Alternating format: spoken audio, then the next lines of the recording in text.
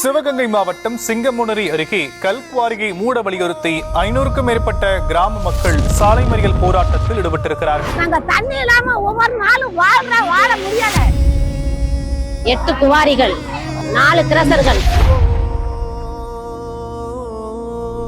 தமிழக அரசே எங்களுக்கு நீதி வழங்குமாறு கேட்டுக்கொள்கிறோம். குவாரி நடத்தக்கூடாது. இந்த குவாரி நடத்தினீங்கன்னா நாங்கெல்லாம் உயிரோட வாழவே முடியாது.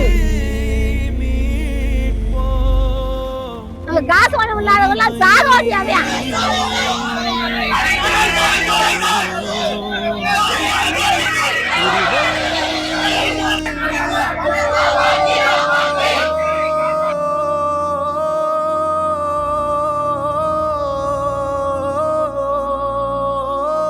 தொடர்ந்து கனிமவள கொள்ளை நிகழ்ந்து கொண்டே இருக்கிறது.